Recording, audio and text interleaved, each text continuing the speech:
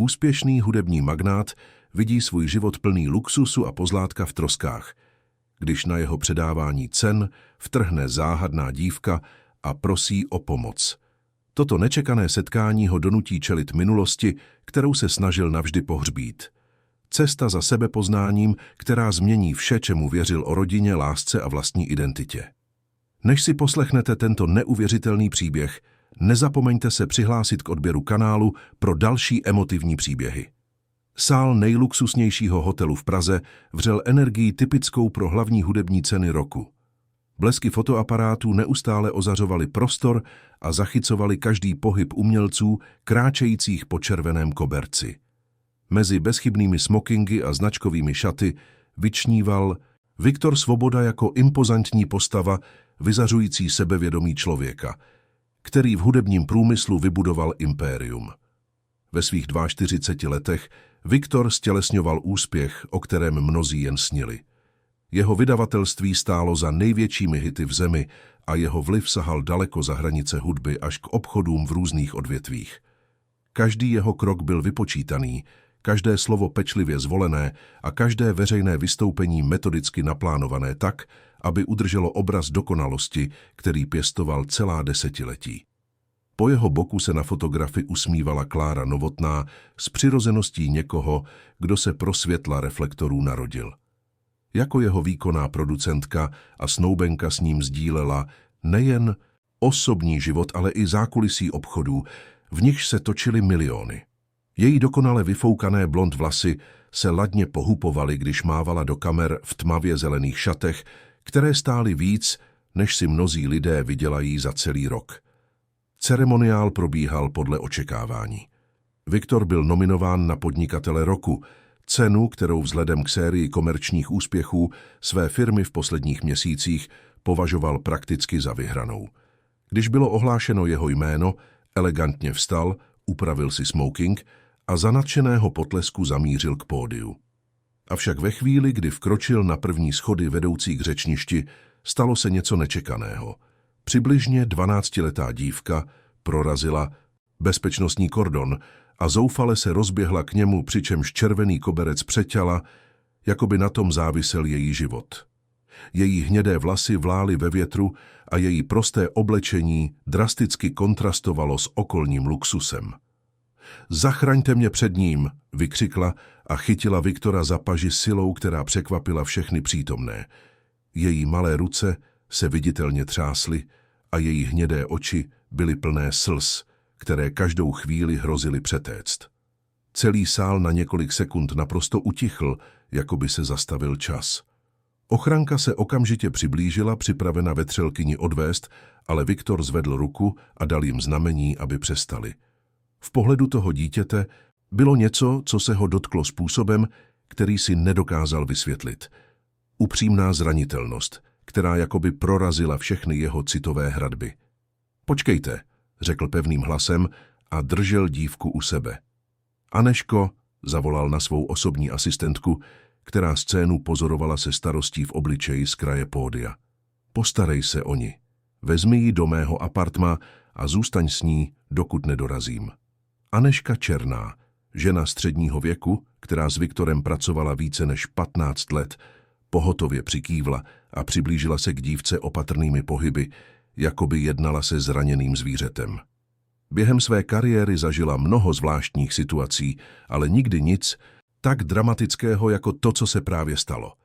Dívka se na Viktora podívala se směsí vděčnosti a zoufalství, než se nechala Aneškou odvést pryč z dosahu reflektorů.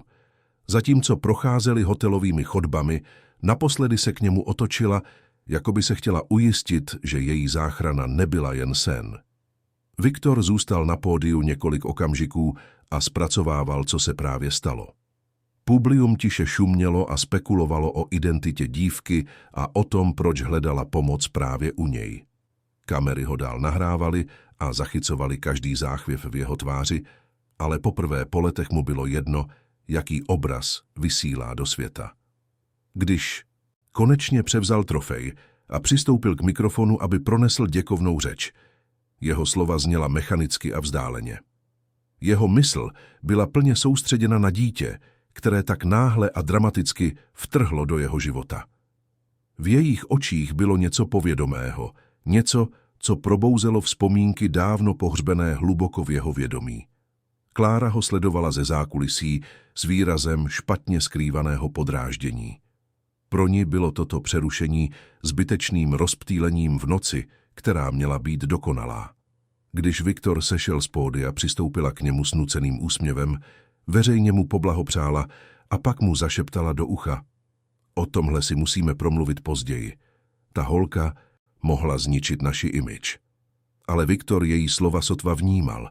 Jeho mysl byla zcela pohlcena naléhavou potřebou zjistit, kdo to dítě je a proč běželo pro ochranu právě k němu. V tom okamžiku bylo něco, co v jeho hrudi probudilo hluboký neklid, jako by se náhle probudila spící část jeho duše. Po zbytek ceremoniálu se účastnil oslav automaticky, zdravil kolegy a pózoval pro fotografie, ale jeho srdce bylo jinde. Každá povrchní konverzace o smlouvách a hudebních trendech mu připadala prázdnější než kdy dříve. Každý nucený úsměv do kamer cítil jako zradu autenticity okamžiku, který prožil na pódiu. Každá minuta, která uplynula, zvyšovala jeho úzkost z návratu do hotelu, aby konečně pochopil, co se té mimořádné noci stalo. Blesky fotoaparátů, které ho dříve nabíjely energií a potvrzovali jeho úspěch, mu nyní připadaly dotěrné a umělé. Rozhovory s ostatními magnáty hudebního průmyslu, které dříve bývaly stimulující a plné příležitostí, zněly jako prázdný šum. Bylo to, jako by se během těch několika minut na pódiu v jeho vnímání světa změnilo něco zásadního. Něco, co způsobilo, že jeho dosavadní život byl náhle zpochybnitelný. Klára se ho několikrát pokusila vtáhnout zpět do mentality networkingu a využívání příležitostí, která tyto akce charakterizovala. Viktore, prezident kontinentálního vydavatelství, s námi chce mluvit o expanzi na mezinárodní trh, řekla během jedné z přestávek. To je přesně ta příležitost, na kterou jsme čekali. Ale Viktor se na rozhovor sotva dokázal soustředit. Jeho mysl byla zcela pohlcena obrazem Aničky, jak spí na pohovce v jeho apartmá, zranitelností, kterou viděl v jejich očích, a způsobem, jakým mu instinktivně důvěřovala.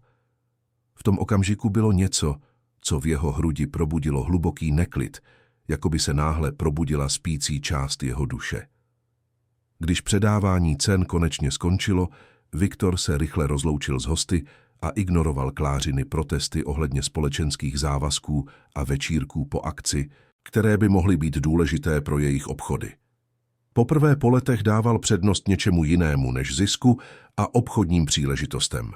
Potřeboval odpovědi a nedokázal by myslet na nic jiného, dokud je nezíská. Cesta zpět do hotelu mu připadala nekonečná.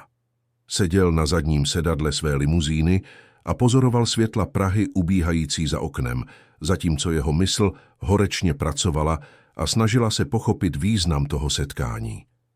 V těch hnědých očích bylo něco, co v něm vyvolalo pocit, který nezažil celá desetiletí. Nevysvětlitelné spojení, které popíralo veškerou logiku a racionalitu, jimiž se řídil jeho život. Když konečně dorazil do prezidentského apartmá, našel Anešku sedět vedle dívky, která nyní tvrdě spala na pohovce z italské kůže. Její tvář, konečně uvolněná, odhalovala dětskou křehkost, která kontrastovala se zoufalstvím, jež projevovala před několika hodinami. Aneška přes dítě opatrně přehodila deku a na odkládací stolek položila sklenici vody.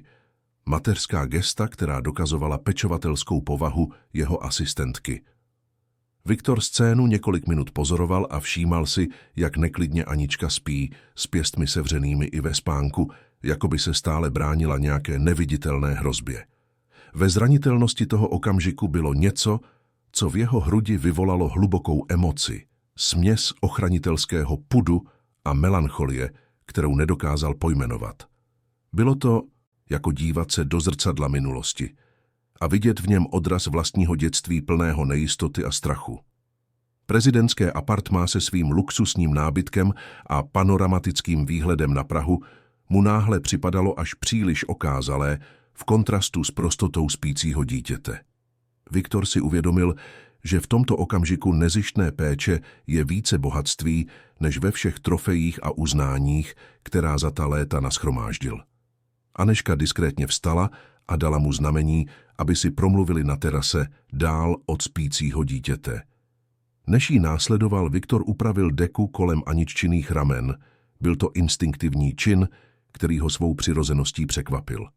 Na terase, apartmá, zatímco jim tváře hladil noční pražský vánek, Anežka Viktorovi vylíčila vše, co zjistila během hodin, kdy se o dívku starala. Její opatrná slova odhalila příběh, který propojoval Viktorovu luxusní současnost s minulostí, na kterou se snažil zapomenout. Pane Viktore, začala Anežka a nervózně si upravila brýle. Ta dívka se jmenuje Anička. Než usnula, stihla mi pár věcí vyprávět. Odmlčela se, jako by si rovnala myšlenky. Řekla, že její matka pracovala jako hospodyně v jednom sídle na venkově a že po jejím skonu prostě zmizela. Viktor svraštil obočí a zpracovával informaci. Jak zmizela? Podle ní měla být umístěna do státního domova, ale v tom procesu se něco pokazilo. Poslední týdny se toulala po ulicích a snažila se přežít. Anežka zaváhala, než pokračovala. Je tu ještě něco, pane. Zmínila jméno sídla, kde její matka pracovala. Vila Naděje. To jméno Viktora zasáhlo jako blesk. Vila Naděje byla jeho první nemovitost, venkovské sídlo, které koupil v prvních letech svého úspěchu, když teprve budoval své impérium. Matně si vzpomínal na Růženu, skromnou a obětavou ženu, která se starala o úklid a údržbu pozemku. Byla to nenápadná osoba, která ho při jeho vzácných návštěvách vždy zdravila plachým úsměvem. Růžena, zamumlal, a vzpomínka se stávala jasnější. Její matka byla Růžena. Anežka přikývla. Přesně tak. Anička hodně mluvila o tom, jak jí matka vždycky vyprávěla příběhy o laskavém pánovi, který s ní zacházel s úctou a důstojností, na rozdíl od jiných zaměstnavatelů, které měla. Zdá se, že Růžena k vám chovala zvláštní obdiv. Viktor pocítil sevření u srdce. Růžena byla jedním z mála lidí v jeho životě, kteří ho znali ještě před slávou, před bohatstvím, když se teprve snažil prosadit na hudebním trhu. Nikdy nebyla dotěrná ani zištná, prostě dělala svou práci s nasazením a vždy ho vítala s vřelou pohostinností. A ten muž, který s ní byl na předávání cen, zeptal se Viktor a snažil se pochopit všechny prvky té zmatené situace. Ach ano, o tom, no, je to trochu trapné. Anežka se té noci poprvé usmála. Anička vysvětlila, že je to skutečně sociální pracovník, jak jsme tušili. Ale je to jeho první den v práci. Marek Sedláček dostudoval před pár měsíci, naprosto neskušený a nervózní. Podle všeho během přepravy ztratil veškerou její dokumentaci a spanikařil. Viktor se neubránil ironickému úsměvu. Takže neutíkala před únoscem. Utíkala před neschopným sociálním pracovníkem. Přesně tak. Ale z jejího pohledu představoval jakýkoliv neznámý dospělý, který se jí pokoušel odvést hrozbu. Když vás uviděla v televizi během přenosu z předávání cen, něco jí přimělo věřit, že vám může důvěřovat. Anežka udělala významnou pauzu. Řekla, že máte stejné oči, jaké popisovala její matka, když mluvila o laskavosti. Slovo laskavost, které Anička podle Anežky použila, se Viktorovi ozývalo v mysli. Růžena vždy používala určitá slova s velkým důrazem, zvláště když chtěla vyjádřit něco, co považovala za mimořádně důležité. Byla to jedna z jejich nejvýraznějších vlastností, tato směs prostoty a moudrosti, která ji činila jedinečnou. Kde je ten Marek teď? Zeptal se Viktor. V hotelové hale. Je zoufalý, obvolává všechny nadřízené a snaží se situaci vysvětlit. Ten chlapec je vyděšený z možnosti, že hned první den přijde o práci. Anežka Viktora pečlivě sledovala. Máte v úmyslu mu Aničku předat? Viktor se podíval skleněnými dveřmi na spící dívku. Anička se schoulila do deky, kterou jí Anežka připravila, a její dech byl klidný a pravidelný. V té scéně bylo něco, co v jeho hrudi probouzelo zvláštní pocit, směs ochranitelství a melancholie, kterou nedokázal vysvětlit. Zatím ne, odpověděl po dlouhé odmlce. Nejdřív musím té situaci lépe porozumět. Přiveďte toho Marka sem, chci si s ním promluvit osobně. Anežka přikývla a zamířila k telefonu. Zatímco zařizovala schůzku, Viktor dál pozoroval Aničku. Bylo nemožné si nevšimnout fyzické podoby s růženou. Hnědé vlasy, jemná struktura obličeje, dokonce i způsob, jakým spala s jednou rukou u srdce, jako by chránila něco vzácného. Začaly se vynořovat vzpomínky na jeho vlastní dětství. Útržkovité obrazy z doby, na kterou se záměrně snažil zapomenout. Vzpomněl si na noci, kdy spal v cizích pokojích, vždy jen dočasně, vždy s nejistotou, kde bude příští den. Vzpomněl si na pocit opuštění, na zoufalou potřebu najít někoho, komu by mohl důvěřovat. O 20 minut později se Anežka vrátila v doprovodu viditelně nervózního mladíka. Marku Sedláčkovi bylo přibližně 25 let, měl rozcuchané tmavé vlasy a brýle, které si neustále upravoval. Tik, který prozrazoval jeho úzkost. Jeho oblečení, ač upravené, bylo zjevně levné a nesl složku s dokumenty, která už zažila lepší časy.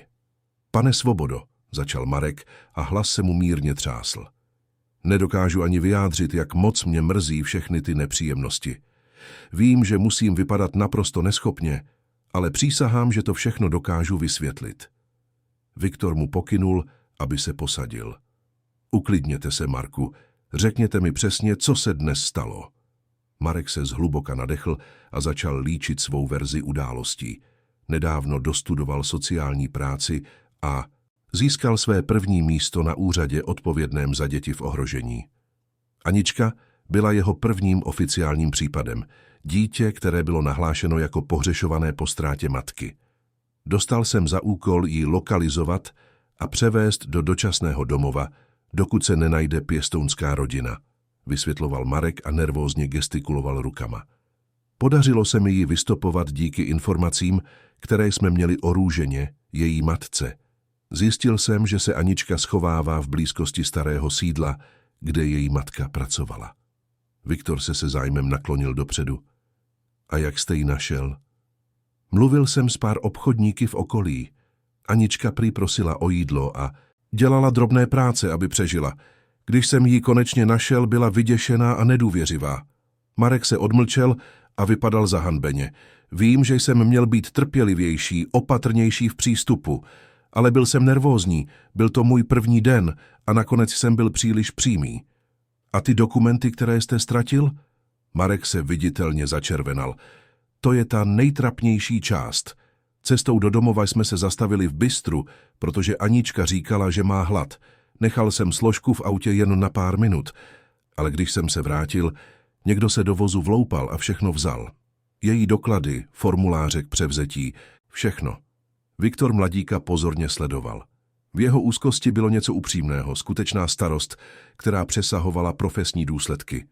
Zdálo se, že Markovi na Aničině blahu upřímně záleží, přestože byl naprostý začátečník. A co jste dělal potom? Zeptal se Viktor.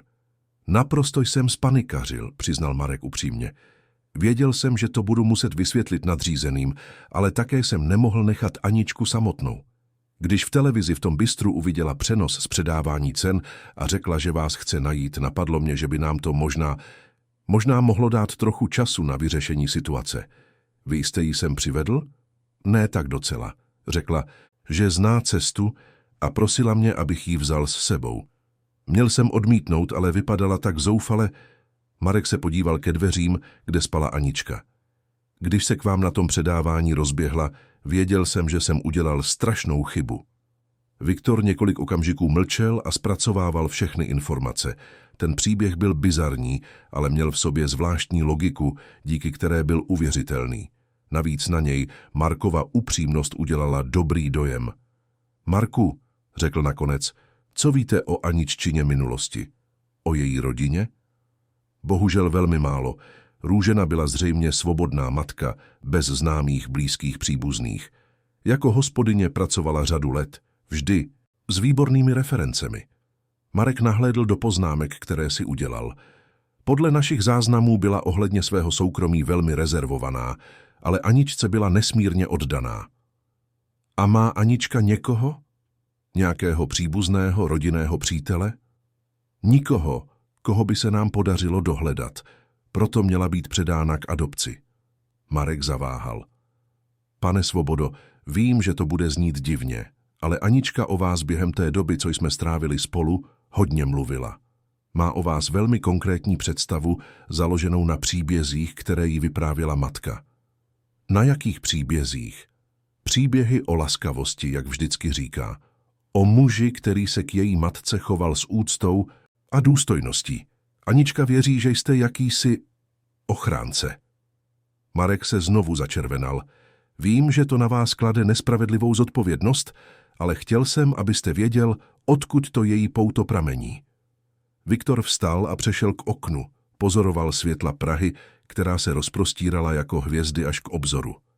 V té situaci bylo něco, co hluboce rezonovalo se zkušenostmi z jeho vlastní minulosti, vzpomínky, které pohřbil tak hluboko, že na ně téměř úplně zapomněl. Markova slova o laskavosti mu zněla v mysli a spojovala se s útržky vzpomínek, které potlačoval během desetiletí pečlivého budování své veřejné image. Vzpomněl si na chladné noci v cizích pokojích, na pocit, že nikam nepatří, na hlubokou osamělost, kterou mohli skutečně pochopit jen jiné děti v podobné situaci. Marku, řekl a otočil se k mladému sociálnímu pracovníkovi, máte dnes v noci kde zůstat? Marek vypadal otázkou překvapen. No, já myslel jsem, že se vrátím do svého bytu. Je malý, ale... Zůstaňte tady, přerušil ho Viktor. V hotelu. Chci, abyste vy i Anička byli na blízku, dokud té situaci lépe neporozumíme. Anežka pro vás zajistí pokoj. Pane Svobodo, to je velmi velkorysé, ale nemohu to přijmout bez... Marek zaváhal a nervózně si upravil brýle. Bez čeho? Bez pochopení, proč to děláte. Anička je pro vás cizí. Já jsem cizí. Proč vám na tom tak záleží? Ta otázka Viktora zasáhla způsobem, který nečekal.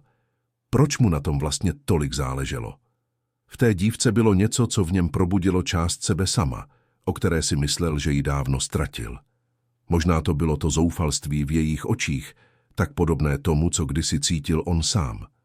Možná to byl způsob, jakým mu instinktivně důvěřovala a viděla v jeho tváři něco, co on sám v sobě nedokázal rozpoznat.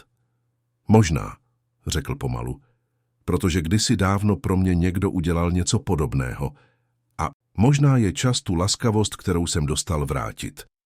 Viktor zůstal dlouhé minuty potichu, jeho mysl horečně pracovala, aby zpracovala všechny důsledky této nečekané situace. Ve zranitelnosti Aničky bylo něco, co brnkalo na citlivou strunu v jeho duši a probouzelo vzpomínky a pocity, které během desetiletí budování kariéry a veřejné image záměrně potlačoval. Marku, řekl nakonec a otočil se k mladému sociálnímu pracovníkovi. Potřebuji pár dní, abych té situaci lépe porozuměl, než udělám jakékoliv rozhodnutí. Marek překvapeně zamrkal. Pár dní? Pane, musím nahlásit Aniččinu polohu svým nadřízeným do zítřejšího rána. Už teď mají o mé zmizení starosti. A vy to nahlásíte, odpověděl Viktor klidně. Řekněte jim, že Anička je v bezpečí a že se o ní dočasně stará zodpovědná rodina, zatímco se dává do pořádku dokumentace. Nejdřív si musím pár věcí ověřit. Jaké věci? Zeptal se Marek, zjevně zmatený. Viktor zaváhal. Pravdou bylo, že on sám si nebyl jistý, co hledá. V jeho hrudi rostl neklid. Pocit, že toto setkání s Aničkou je víc než náhoda. Její slova o laskavosti a příběhy, které Růžena vyprávěla, v jeho paměti probudili něco hlubokého, útržky jeho vlastní minulosti, na kterou se snažil zapomenout. Osobní záležitosti, odpověděl neurčitě. Anežka pro vás oba zajistí ubytování v hotelu na příští dny. Chci, abyste zůstali na blízku, zatímco vyřeším některé resty. Anežka, která celý rozhovor v tichosti sledovala, pohotově přikývla. Zorganizuji 2 pokoje na stejném patře, pane Viktore. Marek vypadal rozpolcený mezi úlevou a obavami. Pane Svobodo, hluboce si vážím vaší štědrosti, ale nemohu to přijmout aniž bych rozuměl vašim úmyslům ohledně Aničky. Mým úmyslem je zajistit, aby byla v bezpečí a bylo o ní dobře postaráno, odpověděl Viktor pevně. To by prozatím mělo stačit. Druhý den ráno Viktor zrušil všechny schůzky ve svém kalendáři a ignoroval Klářiny rozhořčené protesty ohledně důležitých porad a smluv, které vyžadovaly jeho pozornost. Během noci učinil rozhodnutí, o kterém věděl, že změní vše. Musel znovu navštívit místo, které si přísahal, že už nikdy neuvidí. Domov svatého Antonína se nacházel na okraji Prahy, cesta trvala přibližně 2 hodiny přes stále skromnější čtvrti, až dorazili do oblasti, na kterou jakoby pokrok zapomněl. Viktor řídil osobně, což dělal jen zřídka, raději zaměstnával ruce volantem, zatímco se jeho mysl snažila uspořádat bouřlivé emoce, které tato cesta vyvolávala.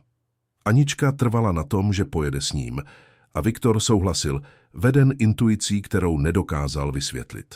Marek byl také přítomen, seděl na zadním sedadle vedle dívky a pozoroval, jak se městská krajina postupně mění v něco venkovštějšího a schátralejšího.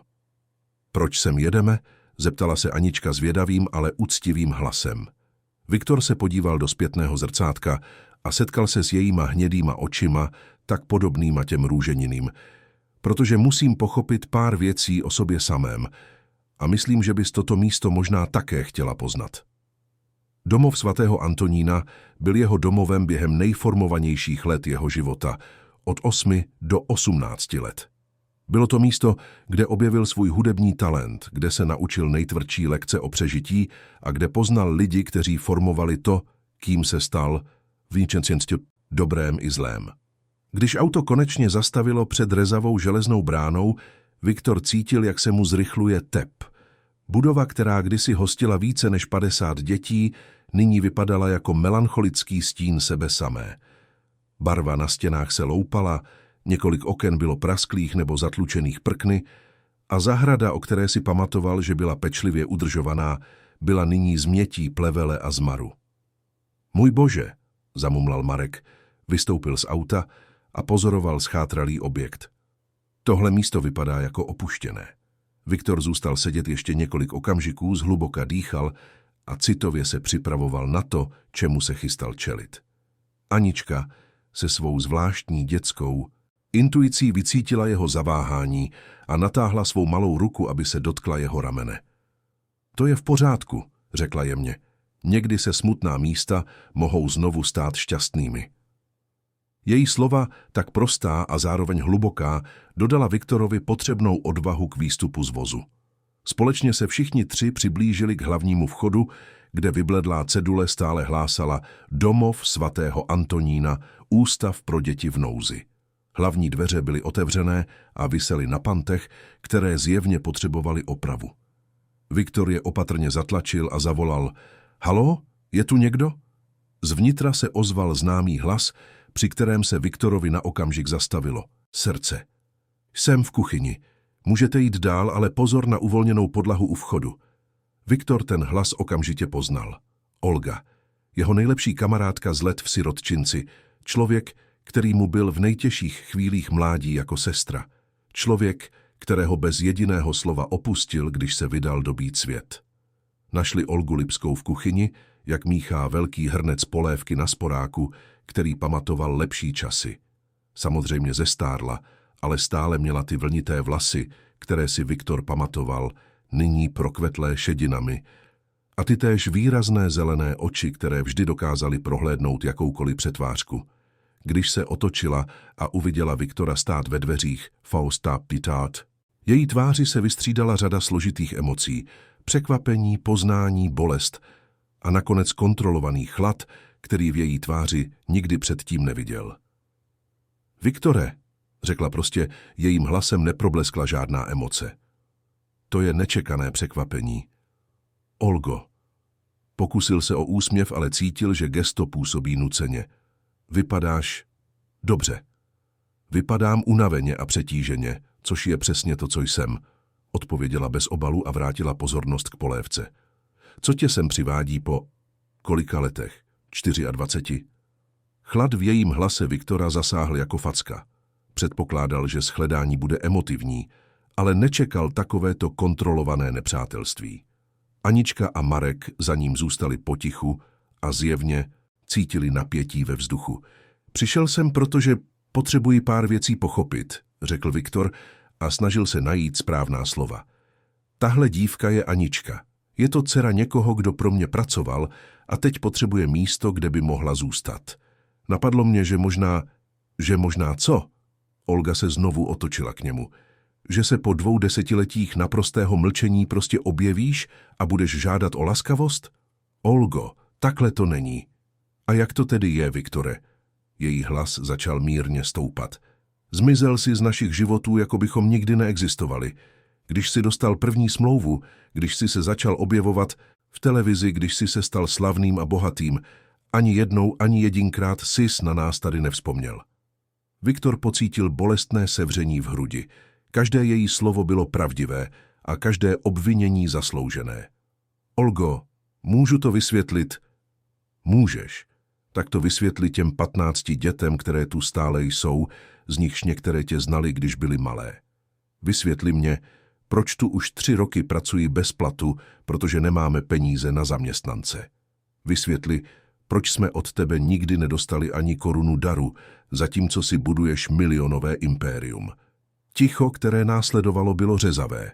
Marek nepříjemně odkašlal a Anička se přitiskla blíž k Viktorovi, jako by cítila, že potřebuje oporu. Olga se poprvé podívala na dívku a její výraz mírně změkl. Promiň, maličká, řekla Aničce. Nechtěla jsem, abys to slyšela. Ty nemůžeš za komplikace mezi dospělými. Anička se podívala na Viktora, pak na Olgu a nakonec řekla, moje maminka vždycky říkala, že dobří lidé někdy dělají špatné věci, ale to z nich nedělá špatné lidi. Říkala, že někdy jen potřebují šanci věci napravit. Aniččina prostá slova na okamžik rozptýlila napětí. Olga si pozorně prohlédla dívčinu tvář a Viktor v jejím výrazu uviděl něco, co se měnilo. Zdráhavou zvědavost. Jak se jmenovala tvoje maminka, malička? Zeptala se Olga jemně. Růžena. Byla hospodyně a vždycky mluvila o laskavosti, odpověděla Anička. Olga se podívala na Viktora s mírně odlišným výrazem. Růžena, to jméno mi zní povědomně. Viktor využil příležitosti. Olgo, vím, že máš plné právo mě nenávidět. Vím, že si nezasloužím ani 5 minut tvého času. Ale tohle dítě potřebuje pomoc. A tohle místo, pokynul kolem schátralé kuchyně, tohle místo také potřebuje pomoc. Aha, teď si z toho všiml? Olga si založila ruce na prsou. Až když tvoje limuzína projela rozbitou branou a viděl si prasklá okna? Ano, odpověděl Viktor upřímně. A chci pomoci. Chci napravit věci, které jsem měl napravit už dávno. Olga ho dlouho pozorovala a Viktor viděl v jejich zelených očích vnitřní boj. Nakonec si hluboce povzdechla. Sedněte si, řekla a ukázala na ošuntělý dřevěný stůl. Naleju vám polévku a pak mi přesně řekneš, co se tady děje. A Viktore, podívala se mu přímo do očí, tentokrát mi řekneš pravdu. Zatímco Olga servírovala misky prosté, ale chutné polévky, Viktor začal líčit události posledních dní. Vyprávěl o předávání cen, o Aniččině zoufalství, když hledala jeho ochranu, o zjištění souvislosti s Růženou a o zvláštním pocitu, který od té doby zažíval. Pocitu, že jeho dokonale vybudovaný život je nějak neúplný. Anička příběh doplnila vlastními vzpomínkami na Růženu, o příbězích, které jí matka vyprávěla o laskavém pánovi, který se k ní choval dobře, a o tom, jak instinktivně cítila, že Viktorovi může důvěřovat, když ho viděla v televizi. Marek zase vysvětlil svou situaci začínajícího sociálního pracovníka a svou upřímnou starost o Aniččino blaho, přičemž upřímně přiznal své chyby a odhodlání udělat pro dítě to, co je správné. Olga celý příběh v tichosti vyslechla, občas položila otázku pro vyjasnění detailů. Když skončili, zůstala několik minut sticha a zpracovávala vše, co slyšela. Takže říkáš, promluvila. Konečně, že po 24 letech, bez jakéhokoliv kontaktu se tu objevíš, Protože v tobě opuštěné dítě probudilo svědomí? Viktor před odpovědí zaváhal. Není to jen to, Olgo. Když vidím Aničku, její situaci, připomnělo mi to, jaké to bylo být sám, bez rodiny, závislý na laskavosti cizích lidí. Připomnělo mi to, že jsem kdysi také byl tím dítětem. A ty jsi zapomněl? Zeptala se Olga, jejím hlasem stále zněl chlad, ale už méně nepřátelský. Ty vzpomínky jsem pohřbil, přiznal Viktor bolestně. Když jsem začal mít úspěch, když se o mě začala zajímat vydavatelství, řekli mi, že můj osobní příběh musí být upraven. Sirotek prý neprodává desky. Tak pro mě vytvořili novou biografii. Rodina ze střední třídy, privilegované vzdělání, raný hudební objev. A ty si to přijal? V Olgině hlase byla cítit nevíra. Byl jsem mladý, ambiciózní a zoufale jsem chtěl uniknout chudobě, odpověděl Viktor upřímně. Myslel jsem, že to bude dočasné, že až se prosadím, budu moci říct pravdu, ale čím víc času uplynulo, tím těžší bylo vzít to zpět. Lež se stala mou realitou. Olga znovu zmlkla a pozorovala Aničku, která dojedla polévku a nyní s dětskou zvědavostí prozkoumávala kuchyni. Nakonec si hluboce povzdechla. Tohle místo se na konci měsíce zavírá, řekla náhle.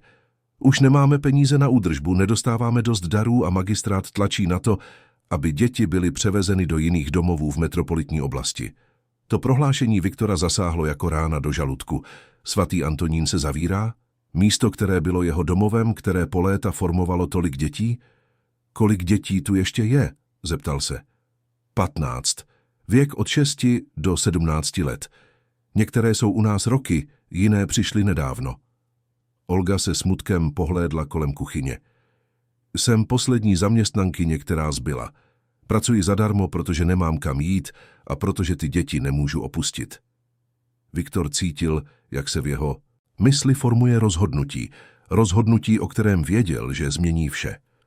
Rozhlédl se po té kuchyni, kde v mládí sdílel tolik prostých jídel, kde se naučil lekce o solidaritě a kamarádství, které by ho nenaučila žádná obchodní škola.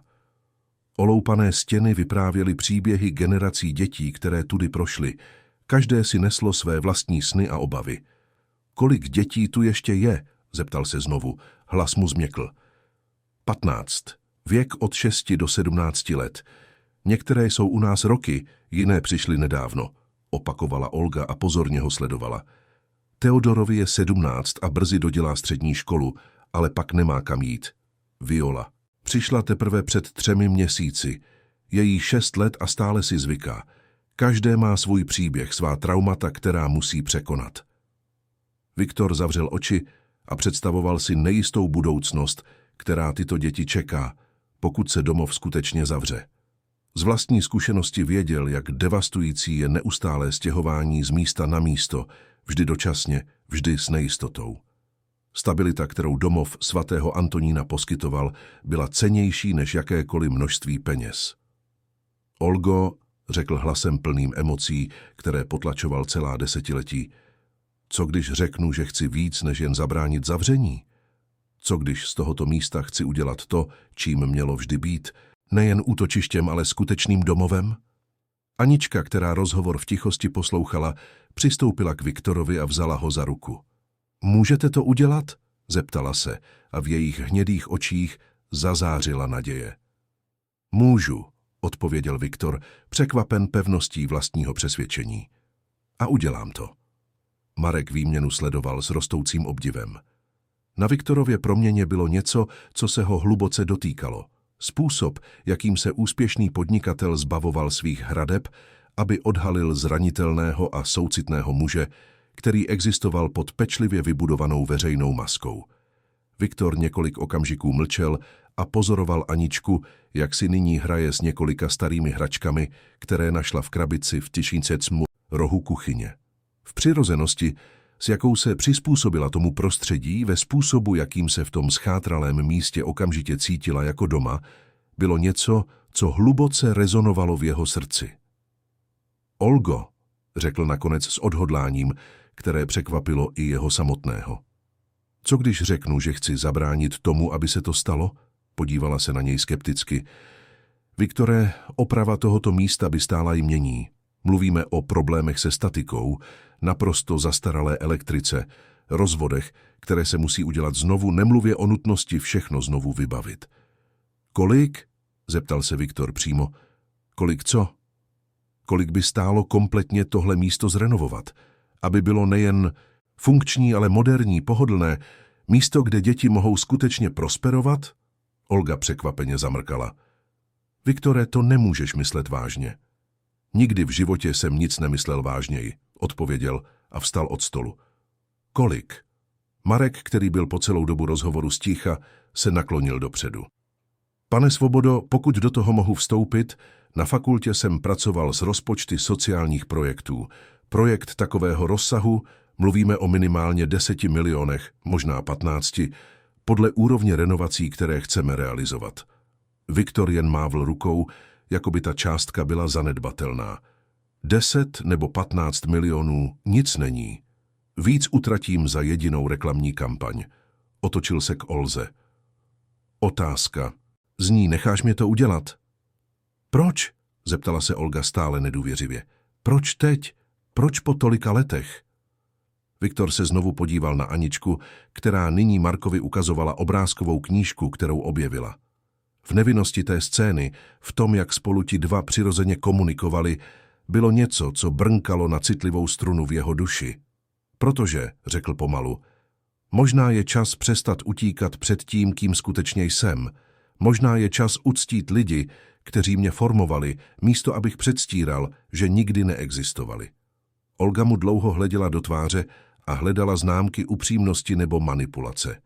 A tvoje snoubenka, tvoje vydavatelství, celý tvůj dokonale vybudovaný život? Jsi ochoten to všechno riskovat? Ta otázka Viktora zasáhla přímo na komoru. Klára mu předchozí noc jasně řekla, že celou tu epizodu považuje za chybný úsudek, který by mohl poškodit jeho veřejnou image. Navrhla, aby situaci s Aničkou vyřešili rychle a pokračovali ve svých profesních i osobních plánech. Nevím, přiznal Viktor upřímně, ale vím, že se k tomu nemůžu prostě otočit zády a předstírat, že se to nestalo. Anička přistoupila ke stolu a držela knihu, kterou našla. V téhle knížce jsou příběhy o rodinách, které se najdou, když to nejmíň čekají, řekla a ukazovala barevné ilustrace. Moje maminka vždycky říkala, že ty nejlepší rodiny nejsou ty, do kterých se narodíme, ale ty, které si vybereme. Její slova vytvořila okamžik rozjímavého ticha. Marek se na ní usmál a řekl, tvoje maminka byla zřejmě velmi moudrý člověk, Aničko. To byla, odpověděla Anička a pak se podívala na Viktora. Vždycky říkala, že jsi výjimečný člověk, že máš dobré srdce, i když je schované. Viktor pocítil v hrudi vlnu silné emoce. Aničko, co ještě o mně tvoje maminka říkala? Že jsi měl smutné oči, i když jsi se usmíval. A že si jednou vzpomeneš, že nemusíš být sám. Anička naklonila hlavu a zkoumala Viktorovu tvář. Tvoje oči jsou pořád smutné. Dětský postřeh, tak přímý a zároveň hluboký, Viktora zasáhl jako blesk. Prudce vstal a přešel k oknu kuchyně. Pozoroval opuštěný dvůr, kde si kdysi hrál s ostatními dětmi, kde snil o lepší budoucnosti. Dobrá, řekla nakonec Olga jemnějším hlasem. Pokud to opravdu chceš udělat, pokud opravdu chceš tohle místo zrenovovat, přijímám tvou pomoc. Ale pod jednou podmínkou. Viktor se k ní otočil. Pod jakou? Nebudeš to dělat na dálku, vypisovat šeky a delegovat zodpovědnost. Pokud chceš pomoci, pokud chceš být opravdu součástí toho všeho, pak tu během renovací zůstaneš. Budeš se na tom procesu podílet. Poznáš děti, které tu stále jsou. Znovu se spojíš s tím, kým jsi byl, než ses stal slavným Viktorem Svobodou. Ten návrh byl zastrašující. Znamenalo by to rušení schůzek, odkládání projektů, konfrontaci s Klárou a celým týmem ohledně priorit. Ale když se Viktor rozhlédl po té schátralé kuchyni, když viděl Aničku, jak si v tom prostředí přirozeně hraje, když se setkal s Markovýma nadějnýma očima, věděl, že nemá jinou volbu.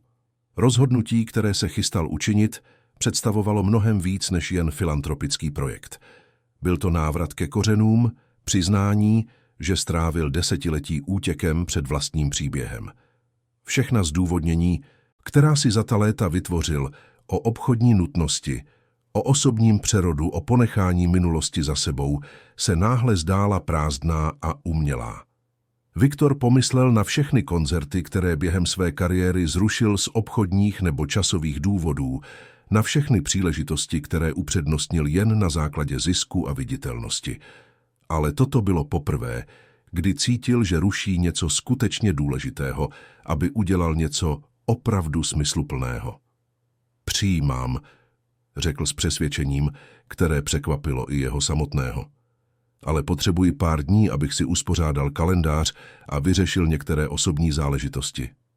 Olga přikývla, ale Viktor viděl, jak se jí v zelených očích tvoří slzy. Viktore, řekla tiše, jsi si jistý, protože pokud s tím začneme a ty si to uprostřed cesty rozmyslíš, nebude to jen zklamání pro mě. Bude to 15 dětí, kterým se roztříští naděje.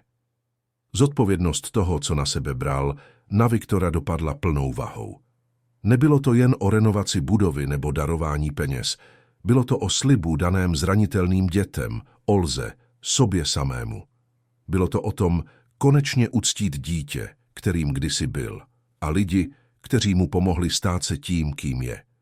Jsem si naprosto jistý, odpověděl a vzal Olgu za ruce. A tentokrát slibuji, že nezmizím. V následujících dnech se Viktor po hlavě vrhl do organizace projektu renovace. Najal nejlepší architekty a dodavatele v Praze, zrušil mezinárodní turné, které bylo plánováno na příští měsíce, a začal přerozdělovat zodpovědnosti ve svém vydavatelství. Klára na změny nereagovala dobře. Během jedné obzvláště napjaté diskuse v jeho kanceláři ho přímo konfrontovala s jeho prioritami.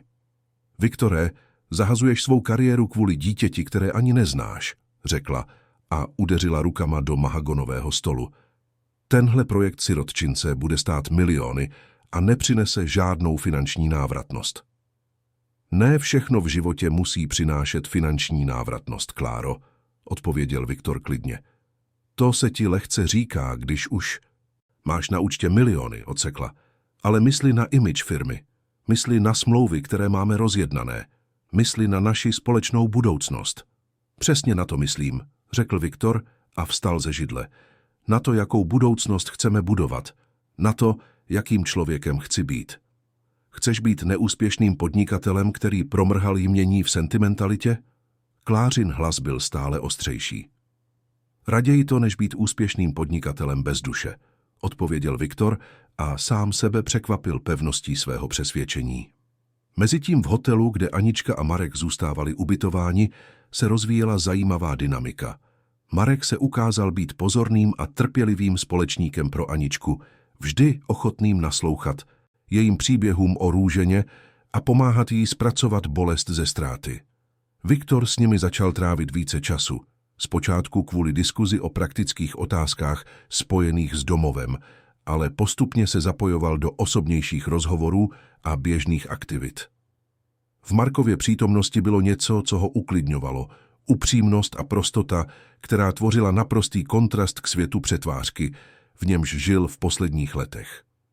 Jedno odpoledne, když se všichni tři procházeli hotelovými zahradami a Anička běhala napřed, aby honila holuby, se Viktor a Marek ocitli v tichém, pohodlném kráčení bok po boku. Můžu se tě na něco zeptat? Řekl nakonec Viktor. Jistě, odpověděl. Marek a nervózně si upravil brýle. Proč jsi si vybral práci s dětmi? Sociální práci? Marek se plaše usmál. Protože jsem kdysi také byl jedním z těch dětí. Ne přímo sirotek jako Anička, ale moje rodina si prošla velmi těžkými časy, když jsem byl malý. Bylo období, kdy jsme nevěděli, kde budeme bydlet, co budeme druhý den jíst. Viktor se na něj podíval s obnoveným zájmem. A někdo vám pomohl? Jedna sociální pracovnice. Žena jménem Tereza, která neúnavně pracovala, aby pro naši rodinu našla prostředky, propojila nás s asistenčními programy, dala nám naději, když jsme už žádnou neměli. Marek se odmlčel a pozoroval Aničku, která se nyní snažila krmit holuby drobky, které si schovala od snídaně. Když jsem dospěl, věděl jsem, že chci tu laskavost vrátit. To slovo se Viktorovi ozvalo v mysli. Laskavost. Stejné slovo, které Anička vždy používala, když mluvila o své matce, stejné, které Růžena zřejmě používala k jeho popisu. Marku, řekl Viktor impulzivně, nechtěl bys pracovat na projektu toho dětského domova? Nejen jako Aniččin sociální pracovník, ale jako celkový koordinátor aktivit pro děti? Marek se zastavil, zjevně překvapen. Viktore, já nemám skoro žádné zkušenosti. Tohle je doslova můj první případ. Ale máš něco, co zkušenosti nenaučí, odpověděl Viktor. Rozumíš tomu, čím ty děti procházejí, protože jsi to sám zažil. A upřímně ti záleží na jejich blahu, nejen na protokolech a papírování. Marek několik okamžiků mlčel a zpracovával nabídku. Byla by to úžasná příležitost, řekl nakonec. Ale co moje současná práce? A ostatní případy, které mi přidělili? Promluvím si s tvými nadřízenými. Jsem si jistý, že se dokážeme dohodnout. Viktor se usmál. Navíc ti můžu nabídnout mnohem lepší plat než stát. Té noci se Viktor vrátil do domova sám. Chtěl se projít prázdnými chodbami, znovu navštívit pokoje, kde spal, místnost, kde se poprvé učil hrát, na kytaru. Olga byla v knihovně a rovnala knihy z darů, které nedávno obdržela. Jak jdou přípravy? Zeptala se, aniž by vzhlédla od knih. Dobře, architekti zítra představí první projekty. Práce by měly začít příští týden.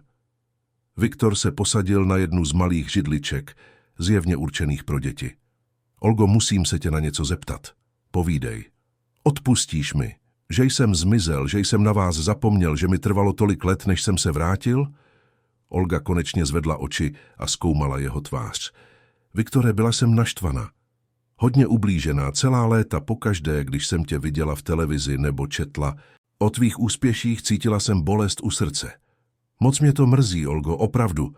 Ale když tě sleduji s Aničkou, jak se k tomu všemu stavíš, odmlčela se. Myslím, že chápu, že jsi odsud musel odejít, abys se stal tím, kým jsi. Možná si musel zapomenout, abys tam venku přežil.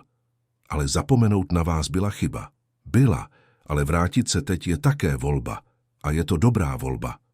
Olga se poprvé od jeho příjezdu usmála. Navíc Anička má pravdu. Tvoje oči jsou teď méně smutné. Viktor se usmál nazpět. Je výjimečná, že? Velmi. A ten Marek se také zdá být dobrým člověkem. Je v něm něco, co... Nevím, jak to vysvětlit. Nutí mě to chtít být lepším člověkem. Olga povytáhla obočí. Zajímavé. A tvoje snoubenka? Viktor si hluboce povzdechl. Klára a já myslím, že od života chceme každý něco úplně jiného. A Anička? Co s ní bude, až tohle všechno skončí? Viktor se té otázce vyhýbal, ale věděl, že jí bude muset brzy čelit. Zatím nevím. Ale vím, že ji nemůžu jen tak odevzdat systému a jít dál. Teď pro mě znamená něco důležitého. Co znamená? Viktor si odpověď pečlivě promyslel. Znamená druhou šanci. Pro ní i pro mě. Následující týdny přinesly úplnou proměnu jak domova svatého Antonína, tak Viktorova života. Renovace začala s týmem více než 20 dělníků a zvuk kladiv, pil a vrtaček se rozléhal chodbami po celý den. Viktor si na pozemku nechal postavit obytný kontejner, který sloužil jako provizorní kancelář, odkud koordinoval nejen opravy, ale také na dálku reorganizoval svůj profesní život. Anička se dokonale přizpůsobila rutině domova, hrála si s ostatními dětmi a pomáhala Olze s každodenními úkoly. Její přítomnost přinesla místu novou energii a starší děti přirozeně přijali roli ochranitelských sourozenců, učili ji tradicím a nepsaným pravidlům života v komunitě. Marek mezitím přijal Viktorovo pozvání a stal se oficiálním koordinátorem vzdělávacích a rekreačních aktivit. Jeho vzdělání v sociální práci v kombinaci s jeho empatickou a trpělivou povahou z něj udělalo okamžitý hit mezi dětmi. Dopoledne pořádal vzdělávací hry, odpoledne čtení a večer diskuze v kruhu, kde děti mohly mluvit o svých pocitech a zážitcích. Viktor trávil v domově stále více času, často pracoval dlouho do noci v kontejneru a oknem pozoroval Marka, jak si hraje s dětmi. Nasazení mladého sociálního pracovníka ho fascinovalo Byla v něm upřímná vášeň pro blaho dětí, která daleko přesahovala profesní povinnosti. Jedno odpoledne, když pozoroval Marka, jak učí Aničku a další děti malovat akvarelem na dvoře, si Viktor uvědomil, že už celé dny nepomyslel na své vydavatelství ani na pracovní závazky. Poprvé po desetiletích se cítil naprosto přítomen v daném okamžiku, zcela pohlcen něčím, na čem skutečně záleželo. Můžu se k vám přidat? Zeptal se, když vyšel z kontejneru a přiblížil se ke skupině. Jasně, vykřikla Anička nadšeně. Malujeme naše rodiny. Chceš namalovat tu svou? Ta otázka ho zaskočila. Rodina. Neměl rodinu, alespoň ne v tradičním smyslu. Klára byla jeho snoubenka, ale jeho city k ní se rychle měnily. Jeho pracovní tým byl profesionální, nikoli osobní. Pěstouni z minulosti byli lidé, které znal během prvních let v domově, ale s nimiž dávno ztratil kontakt. Nevím, jestli mám rodinu, kterou bych mohl namalovat, řekl upřímně a posadil se na jednu z malých plastových židliček. Každý má rodinu, řekl Petr, 10letý chlapec, který byl v domově 3 roky. Někdy rodina nejsou lidé, ke kterým jsme se narodili, ale lidé, se kterými jsme se rozhodli zůstat. Marek se na chlapce usmál. Petr má pravdu. Rodina je o spojení a péči, nejen o krvi. Anička podala Viktorovi štětec. Můžeš namalovat svou novou rodinu, lidi, kteří jsou tady teď.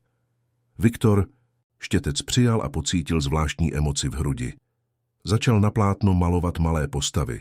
Aničku s jejími hnědými vlasy a zářivým úsměvem, Marka s jeho brýlemi a laskavým výrazem, Olgu s jejími šedivými vlasy a zelenýma očima, dokonce i některé z dalších dětí, které poznal v posledních týdnech.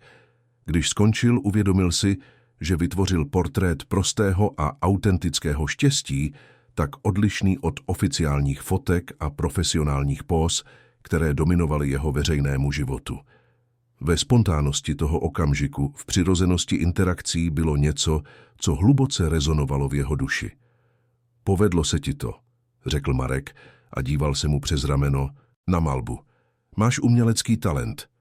Kdysi jsem jako dítě maloval, odpověděl Viktor, překvapen tím, že sdílí tak osobní vzpomínku. Olga a já jsme trávili hodiny kreslením komiksů o superhrdinech, kteří zachraňovali osiřelé děti.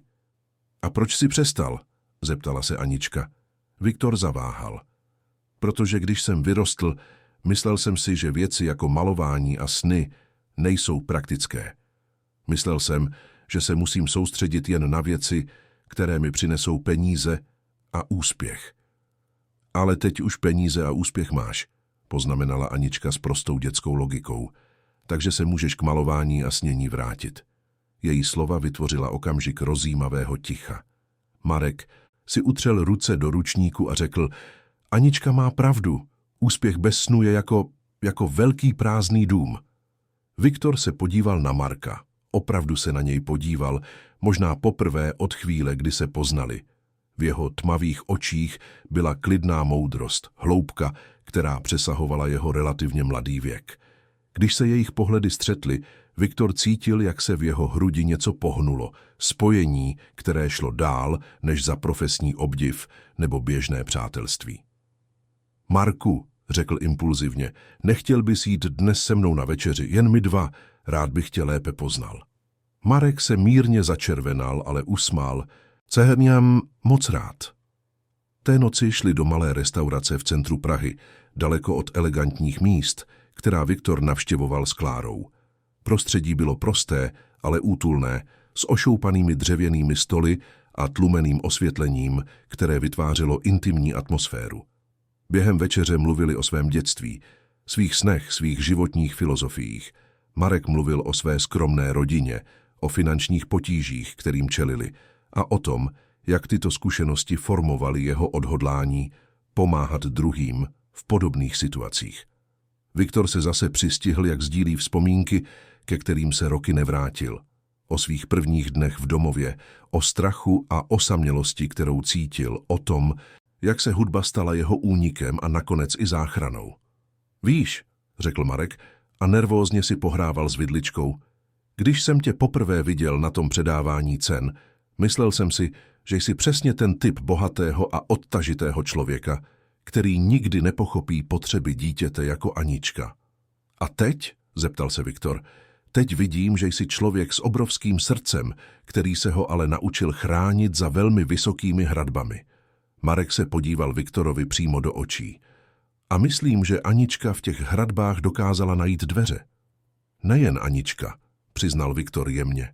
Dlouho se na sebe dívali a Viktor cítil, jak mezi nimi roste přitažlivost. Něco, co přesahovalo profesní obdiv nebo přátelství. Byla tam přirozená chemie, emocionální spojení, které nikdy předtím nezažil. Dokonce ani s Klárou. Druhý den se v domově nečekaně objevila Klára.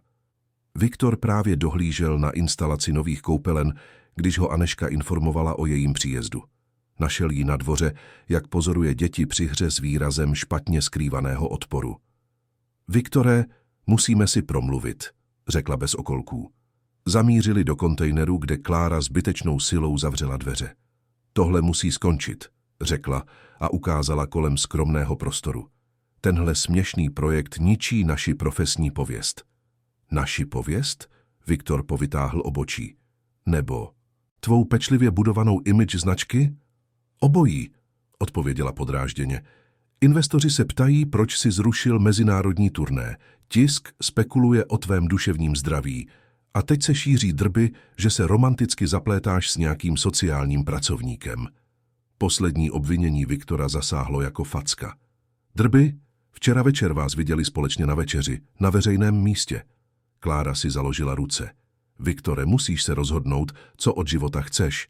Jestli chceš být dál respektovaným podnikatelem, nebo jestli se chceš stát excentrickým filantropem, který zahazuje kariéru kvůli sentimentalitě. A co když si vyberu tu druhou možnost, zeptal se Viktor klidně. Klára se na něj podívala, jako by se naprosto zbláznil. Pak si vybereš zahodit všechno, co jsme společně vybudovali. Náš vztah, naše profesní partnerství, naši budoucnost. Možná je to přesně to, co musím udělat, odpověděl Viktor, překvapen jasností vlastních pocitů. To myslíš vážně? Klářin hlas stoupl o oktávu. Myslím, Kláro, myslím, že chceme od života každý něco úplně jiného. Ty chceš úspěch, prestiž, uznání. Myslel jsem, že chci totéž, ale teď si uvědomuji, že chci víc. Víc čeho? Ušlechtilou chudobu? Zbytečné oběti? Autenticitu. Skutečná spojení. Možnost změnit život lidem, kteří to opravdu potřebují. Viktor vstal a přešel k oknu, odkud viděl Aničku a Marka, jak s ostatními dětmi organizují taneční aktivitu. Chci život, který má smysl i mimo bankovní účty a obálky časopisů. Klára ho následovala k oknu a pozorovala scénu venku. Viktore, ty se klameš. Tahle romantická fantazie skončí.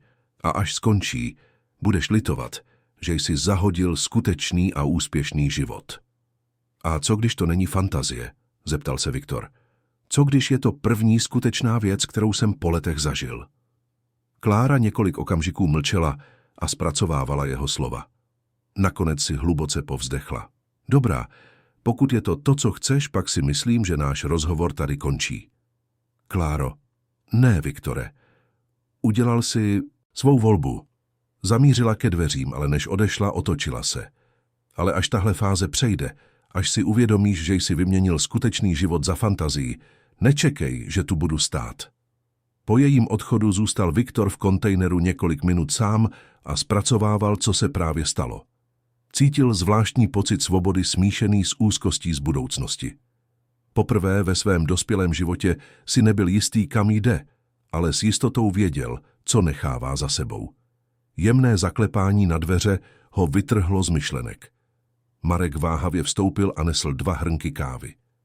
Olga říkala, že bys tohle mohl potřebovat, řekl a podal mu jeden z hrnků. Děkuju. Viktor kávu vděčně přijal.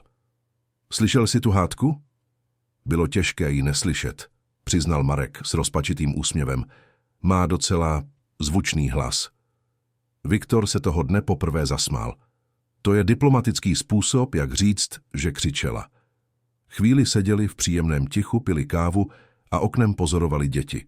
Nakonec Marek řekl: Viktore, nemusíš si vybírat mezi kariérou a tímhle tady. Je možné mít obojí. Vážně? Viktor se na něj se zájmem podíval. Jistě. Můžeš být dál úspěšným hudebním magnátem a zároveň člověkem, kterému záleží na sociálních věcech. Vlastně to může tvé veřejné image i pomoci. Ukázat, že jsi víc než jen zisky a smlouvy. Viktor o Markových slovech uvažoval. A co ty? Co chceš od budoucnosti ty? Marek před odpovědí zaváhal. Chci dál pracovat s dětmi. Chci něco změnit. A odmlčel se a mírně se začervenal. Chci lépe poznat tebe, toho skutečného člověka za tím slavným podnikatelem. Viktor cítil, jak se mu zrychluje tep. Marku, já cítím to samé, ale musíš pochopit, že můj život je složitý. Je v něm hodně zátěže, hodně očekávání. Každý má nějakou zátěž, odpověděl Marek jemně. Otázka je, jestli jsme ochotní si ji navzájem pomoci nést. Té noci Viktor učinil rozhodnutí, které změnilo vše. O 3 měsíce později byl domov svatého Antonína k nepoznání. Stěny měly nyní zářivé barvy, okna byla široká a propouštěla hojnost přirozeného světla a každý pokoj byl pečlivě vyzdoben tak, aby pro děti vytvářel útulné prostředí. Knihovna byla rozšířena, byla instalována nová počítačová učebna a dvůr měl moderní a bezpečné herní vybavení. Co bylo však nejdůležitější, domov měl nyní kompletní tým kvalifikovaných zaměstnanců, učitele, psychology, nutriční poradce a terapeuty, všechny koordinované Markem, který se ukázal být přirozeným administrátorem i výjimečným pečovatelem. Viktor se rozhodl zrušit svatbu s Klárou, což v bulvárních médiích vyvolalo značný skandál. Spekulovalo se o důvodech rozchodu, ale Viktor odmítl vydat jakékoliv veřejné prohlášení. Raději držel svůj soukromý život dál od reflektorů, zatímco si přerovnával priority. Anička se v domově trvale usadila, nikoli jako dítě čekající na adopci, ale jako součást širší rodiny, kterou Viktor budoval. Oficiálně byla svěřena do Viktorovy dočasné péče, což byl arrangement, který Marek pomohl vyjednat se sociálními službami. V praxi však dělila svůj čas mezi domov, kde pomáhala Olze a hrála si s ostatními dětmi. A byt, který si Viktor pronajal v Praze, kde ti 3, Viktor, Marek a Anička, postupně budovali netradiční rodinný život. Vztah mezi Viktorem a Markem se během měsíců přirozeně vyvíjel. To, co začalo jako profesní obdiv, přerostlo v hluboké přátelství, poté v oboustrannou přitažlivost a nakonec v upřímnou a uctivou lásku, kterou oba přijali s překvapením a vděčností. Jednoho sobotního rána se Viktor v bytě probudil a našel Marka a Aničku v kuchyni, jak připravují palačinky a smějí se nějakému společnému vtipu. Ta domácí scéna, tak prostá a přirozená, ho naplnila tichým štěstím, o kterém si nikdy nemyslel, že by bylo možné. Dobré ráno, rodino, řekl, políbil Marka na tvář a rozcuchal Aniččiny vlasy. Dobré ráno, táto Viktore, vykřikla Anička, oslovení, které vzniklo spontánně a které všichni s láskou přijali. A táto Marku taky, dodala a nadšeně Marka objala. Marek se usmál, stále si ještě zvykal na roli otcovské postavy. Dneska je speciální den, pamatuješ? Oficiální otevření nového domova svatého Antonína. Viktor přikývl. Naplánovali slavnostní otevření, aby oficiálně oslavili znovu otevření domova a pozvali místní úřady, potenciální dárce a členy komunity.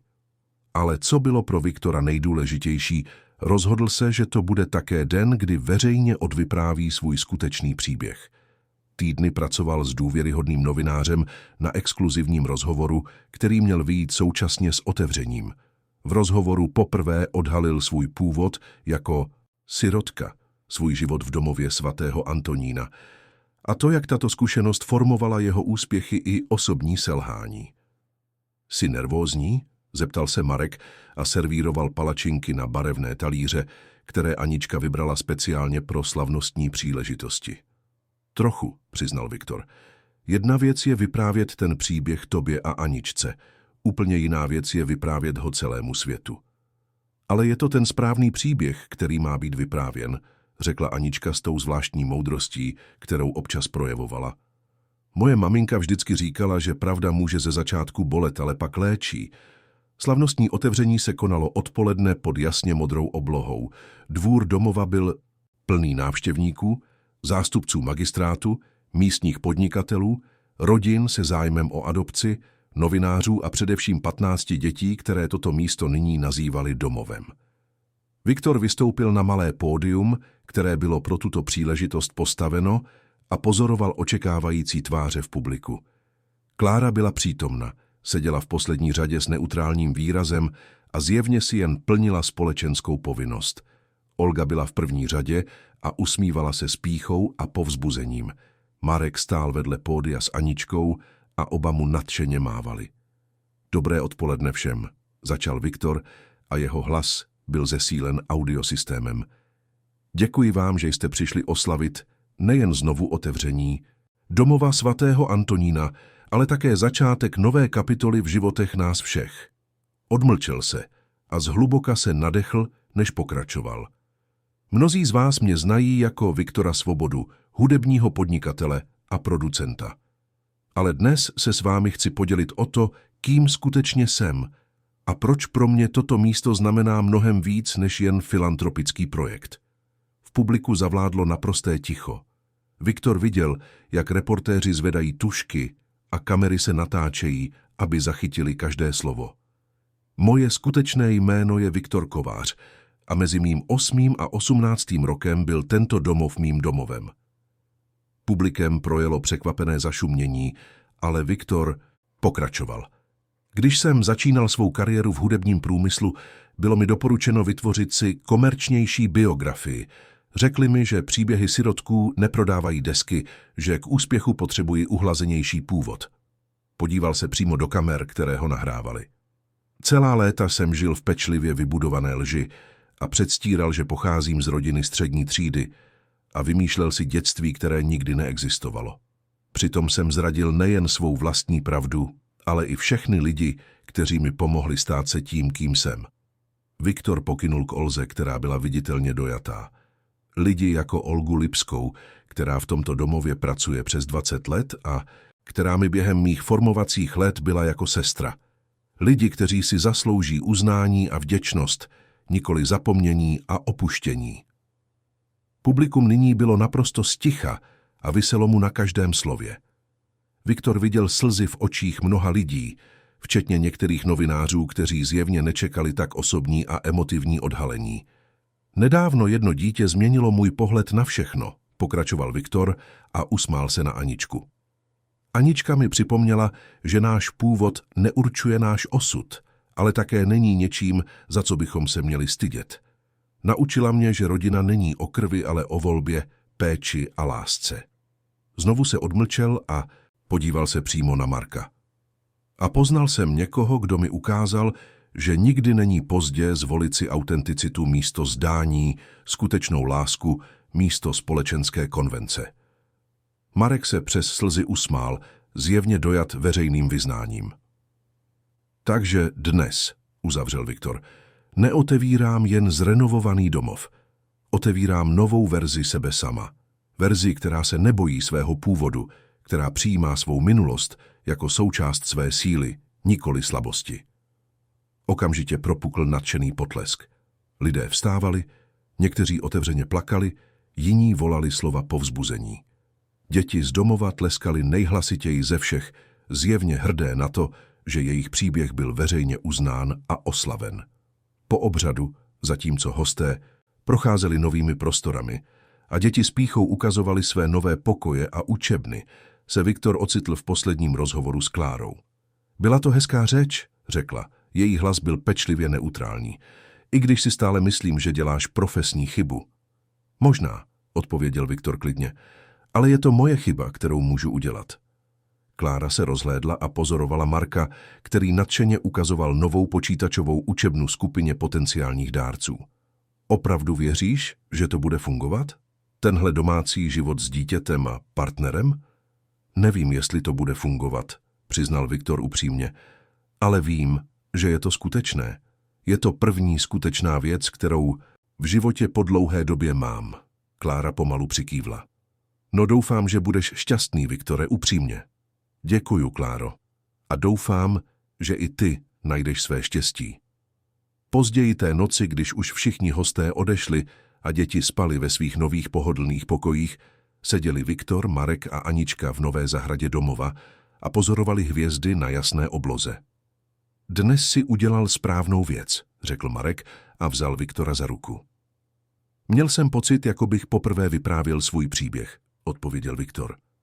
Ten skutečný, ne tu upravenou verzi. Anička ležela v trávě mezi nimi a ukazovala na různá souhvězdí, která se naučila poznávat v knize o astronomii, kterou jí Marek dal.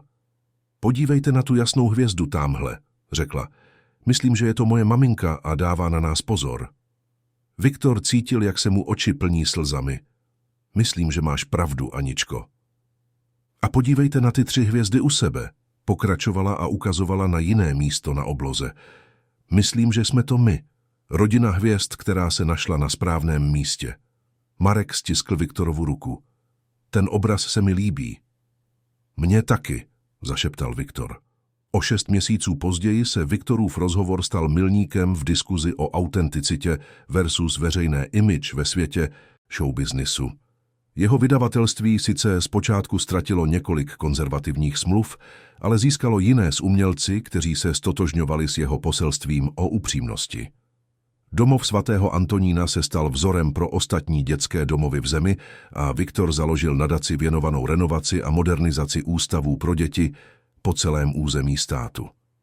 Anička se dokonale zžila se svým novým životem, dělila čas mezi běžnou školu v Praze a víkendy v domově, kde zůstávala veselou a inspirativní přítomností pro ostatní děti.